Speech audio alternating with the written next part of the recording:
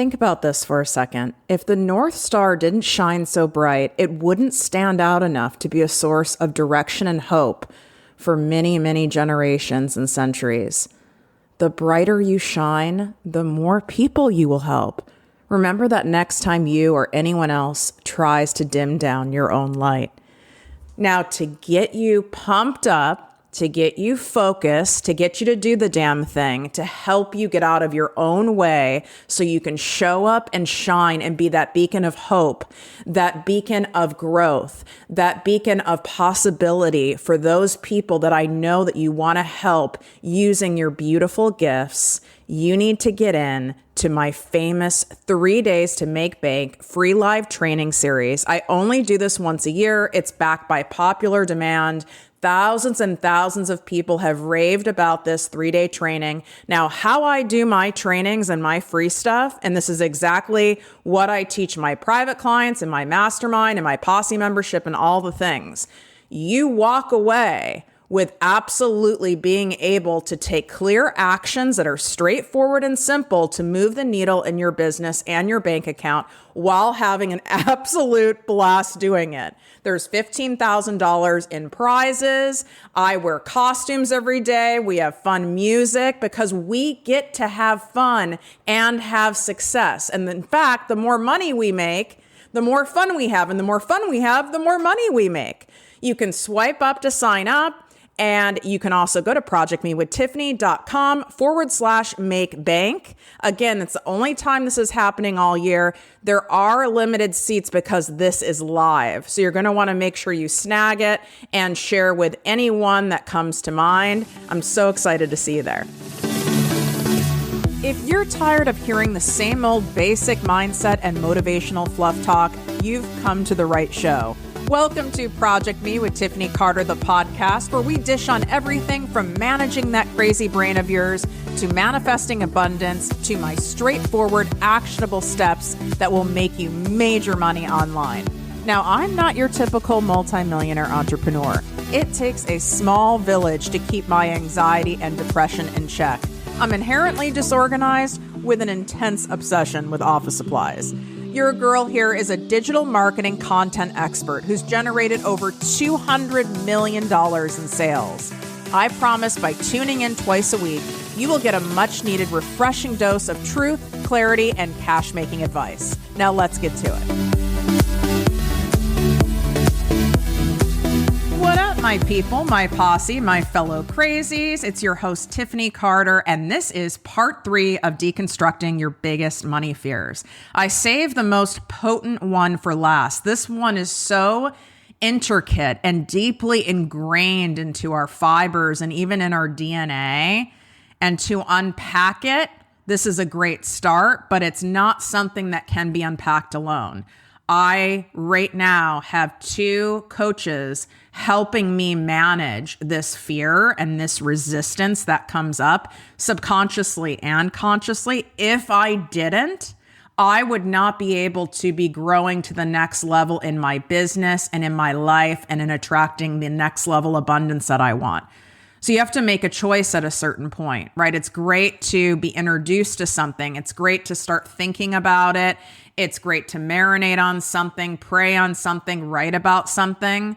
But if you really want to move the needle, you're going to have to get professional help in doing so by someone who actually gets it. There are a couple spots left inside my exclusive private 2-month business coaching container.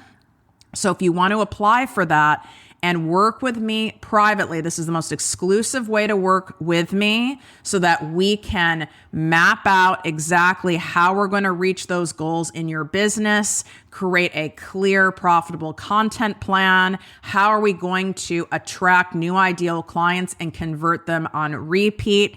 And we dive deep into a lot of this money resistance, fear resistance, and all the stuff that comes up while prioritizing fresh cash coming into your business. Because guess what? You don't have fresh cash flowing in your business. You don't have a business. You have a jobby, a time and energy sucking hobby. And that ain't happening on my watch.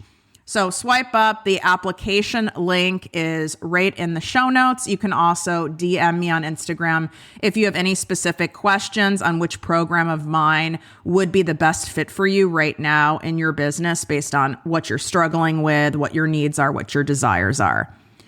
So this is the fear of shining and vulnerability. Well, I guess vulnerability, it is a fear.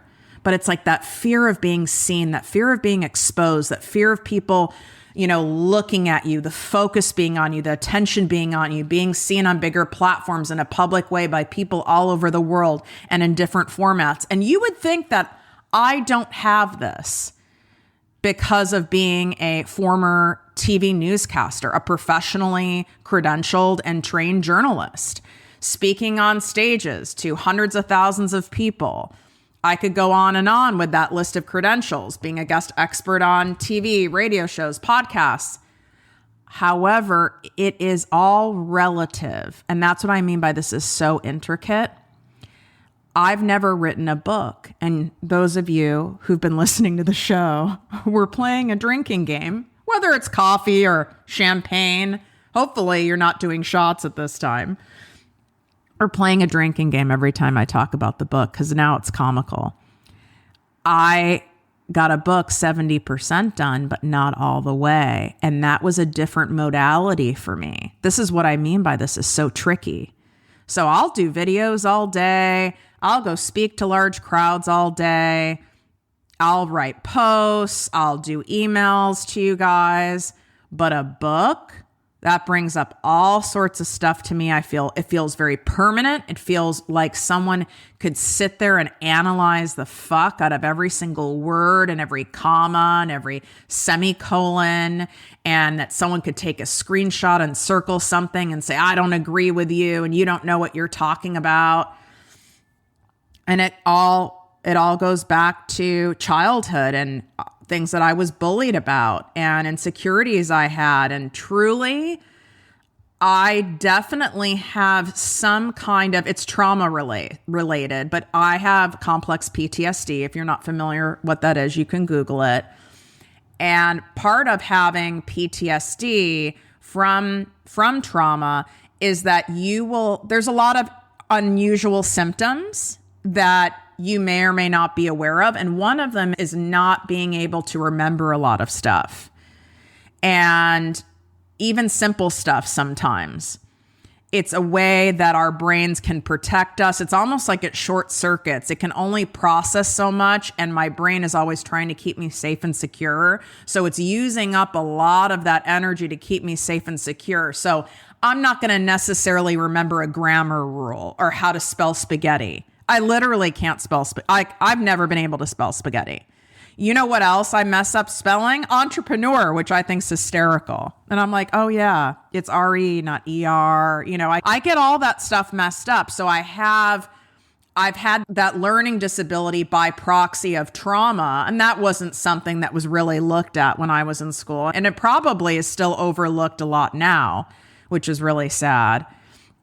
So I had to study harder than other people. I would get really embarrassed. I remember in high school, and I went to a boarding school, and I remember, and this was one of those classes that you take that's like, okay, you're going to ace it. And it was some kind of a film class. And I remember for a final exam, we had to watch this film and write a paper on it. And then we were given some kind of direction, and I thought I nailed it. And I remember the exact Starbucks I was at. I often did my papers and schoolwork at Starbucks. And I was sitting at like a bar top that faced out to the parking lot. And I was writing this highly caffeinated. I used to drink cafe mochas because, when you're in high school, you can have any amount of sugar and calories. And for some reason, it magically burns and disappears. Super highly caffeinated. And I was like, oh my God, this was like my best paper I've ever written. I'm like, oh, this is pretty damn good. This is like a guaranteed A. And I had fun writing it. I felt it was on point. And I think I only needed a B+ or higher on that paper to get like an A in the class. And I was really excited. And I highly highly respected and adored this professor. And I thought he was going to be like, this was the best paper in the class. That's how strongly I felt about it. And I didn't often feel that way about my work. I was more of the person like, this is a hope and a prayer if I get a good grade. And he pulled me aside and was like, basically, you didn't understand the assignment. And I'm like, what? Come again? He's like, you didn't even answer the question. Like, I pointed you guys this way and you went literally 180 degrees that way. And he's like, I don't know how this didn't compute. And he wasn't being mean, but he was perplexed. And I read that as a teenager. I was just in so much shame. And he was like, I know how great of a student you are, but the most I could give you on this is a B-. And that's me being like very generous. And I was like, well, can I rewrite it? And he's like, no. He's like, it was so clear and everyone else understood the assignment. And he didn't mean to shame me, but it did shame me. And I'm shared that story because that sits with me on this very day. That's what was buried beneath layers. It wasn't conscious of having that resistance to writing a book. That all you guys are going to realize that I'm a clown and I'm not that bright and I'm going to embarrass myself. So this whole showing up and shining, it could be video for you. It could be coming on a podcast. It could be starting a business. It could be really going all in on your business and you've been toe dipping. It could be switching careers. It could be adding on a different service. It could be starting a YouTube channel. It brings up everyone's deepest insecurities. I've coached celebrities, Emmy award-winning TV personalities, influencers, fitness cover models, many accomplished doctors, lawyers, entrepreneurs, and they've all had visibility meltdowns. It has little to do with confidence, and it has everything to do with your childhood experience. I really want you to hear that because I'm genuinely grounded in confidence. That doesn't mean I don't have things that I get all spun out about. And I know you listening are like, no, I'm a pretty confident person. It's not about confidence. It's about your childhood experience. So for me, being raised by a narcissist mother, I had to shine to make her look good, but I couldn't shine too bright or it'd piss her off. So this resulted in her ignoring me for days or even weeks, withholding love and affection for me. So standing out, shining too bright was dangerous for me. So how this played out in my personal life, my career, and even my level of financial success will be enough to stop you in your tracks, right? Like I've lost money. I've completed things 90% of the way, not 100% of the way. I've kind of sabotaged opportunities by not replying fast enough in an email for a big media opportunity or speaking opportunity. I could go on and on. It shows up through procrastination. It shows up through just not being very timely in your responses.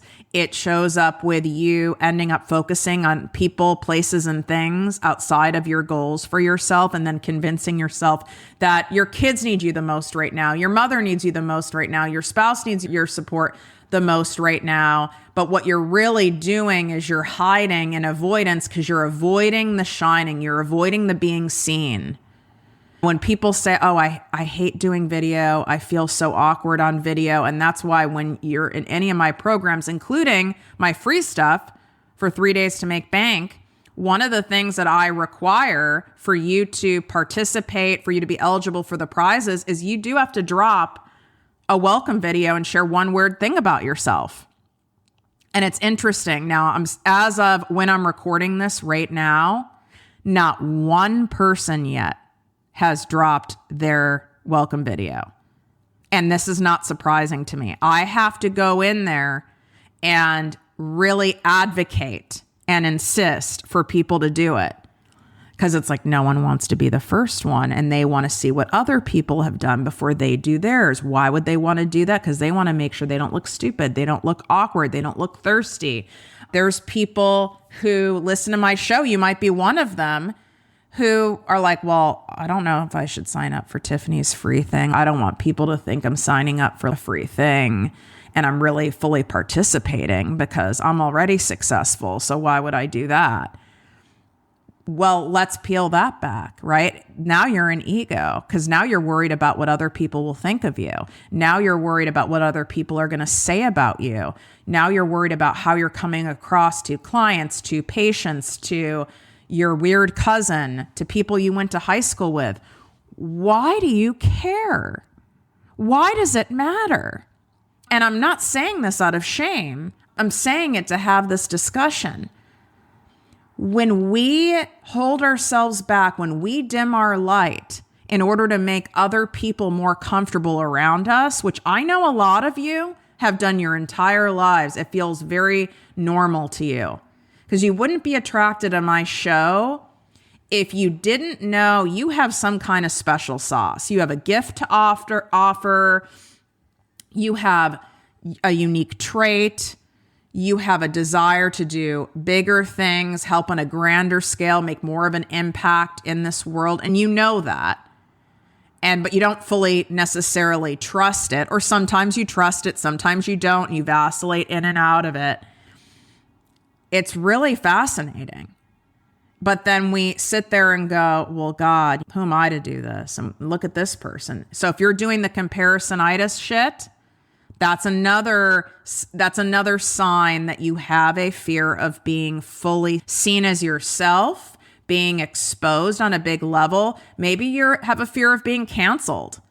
Because this whole cancel culture thing, and we saw a lot of people between 2020 and 2022 who were well-known published authors and public figures who got blasted. And it's like, oh my God, I don't want that. Well, why do you care if everyone likes you? I care in the sense of when I say zero fucks given. When I say that, I don't mean like, I don't care if I hurt your feelings. I don't care if I offend you. I don't care, blah, blah, blah. It's not that. It's I know my intention and my integrity. I know that I do everything that's possible for me at this very moment in time to be respectful of other people, of other cultures, of other ethnicities, of other sexual preferences, of the state of affairs of the world, of triggers. I do the best I can, and that's all I can do. And we can't avoid not upsetting people. Someone the other day, I shared, and you guys know I share a lot of high value free content. I do it here. I do it inside my Instagram reels. And I was teaching, I had a great teaching in one of my reels about if I had 1 hour a day to spend on my business, here's what I would do. And there's all these great comments and feedback, people sharing it and saving it and DMing it. And there was one person who was like, this was basically the most confusing piece of advice I've ever gotten or something like that. And I was like, there you go. We can't make everyone happy. All I could have done is the best I could have done in sharing that helpful piece of advice. And I can't control if someone can absorb it or get it. Maybe this person has a lot of stress going on. Maybe they have their own unique style of learning and that didn't hit the mark. Maybe they didn't want to hear what I had to say because what I had to say was unconventional, which is you don't need to do more to have more success. You actually need to do less. And maybe this was a way that their trigger response showed up. You're never going to be able to please everyone. And if that is your focus of, I don't want to offend anyone, I don't want to alienate anyone, I don't want to abandon anyone in my life, I don't want to make anyone feel less than, I don't want to, be braggy in my life or look at me because I don't want to make my people who I have in my life who don't make as much money or who are going through a hard time feel uncomfortable, you're screwed. You're screwed because now your energy is being leaked out on all this other stuff and it's not being fire hosed onto your dream and the people and the things you're meant to do and how you're meant to serve in this world. I'm not telling you rip off the Band-Aid and now all of a sudden, you're doing 10 videos a day and you're writing books and stuff. Some people are rip off the Band-Aid people. Some people quit things cold turkey. And if that's your thing and that works for you, that's fine. Usually with the clients I work with of all different levels, whether you're starting from scratch or you're multi-millionaire, we've got to peel off that Band-Aid because, like I said, this whole fear of being seen on a grander level, this is rooted in trauma. This is rooted in deeper wounding. And, I have a lot of therapists and psychotherapists who listen to this show, and I'm pretty damn sure you guys will agree with me. Ripping off a Band-Aid usually is not a good plan when you're dealing with someone's wounding or trauma. Because it can send you in a spin. It can set you back. It can set you in a full, overwhelmed trauma response. We have to peel off that Band-Aid. But if it's not working and you doing it on your own, and it likely won't, instead of shaming yourself, what's wrong with me? Everyone else can do this. Everyone else can put themselves out there. What's my problem? Now you're taking out the bat and beating yourself down further, which is only going to make it harder for you to show up and be seen. And be ZFG seen. You know what I'm saying? There's a different level when you're ZFG seen. It's you know what? This is who I am. Yeah, I do have great gifts. Yeah, I do have a secret sauce. Yeah, I am special. And I'm here to share that for the greatest good of the world and for the greatest good of myself. And ZFG. There's nothing wrong with that. In fact, what you end up doing then is you give other people permission to do the same.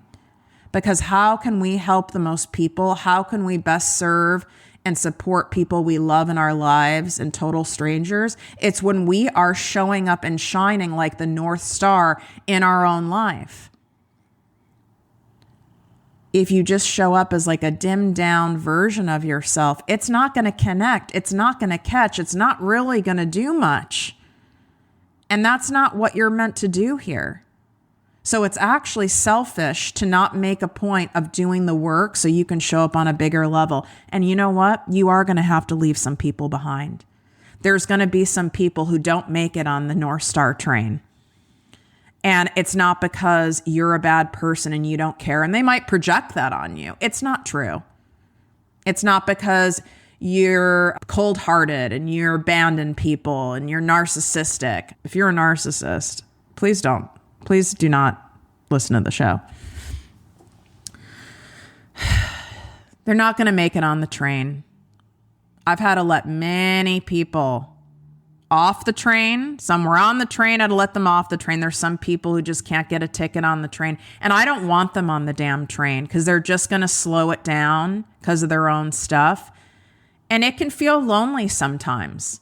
It really can. And there's all this stuff online where you see these successful people and they've got all these people around them and they're all rah-rahing and supporting each other. You know what? I coach a lot of these people and they do a lot of those things and they might feel connected for a weekend or a day or at an event. But we spend the most time with ourselves. And a lot of these people feel very lonely, isolated. People don't understand them and their inner circle is really small, and that's okay. It's okay. You've been selected. You've been chosen to do this work, or you wouldn't have it on your mind. You wouldn't have it on your heart. You wouldn't be energetically leaning into what I'm even saying right now. And there's some catches to it. The catch is when you vibrate that high and you shine that bright, it's going to naturally repel a lot of people. But it's also naturally going to be a magnet to a lot of people as well. And it's okay. And that doesn't mean any bad things about you. But if you continue to try to set that dimmer at that perfect setting to where you can shine and get abundance and get results and feel good about yourself and feel fulfilled, but also don't ruffle any feathers and don't make anyone feel uncomfortable. You're trying to have it both ways, and I'm telling you, it's not going to work. Put on that floodlight, shine, and see what happens. But look at it like a dimmer switch. Well, really a dimmer dial. Just keep dialing it up. Maybe you can do it one day at a time. You can do it 1 week at a time. If that's what feels safer to you, just don't stay in that same spot. Wishing you great health, wealth, and worth as always.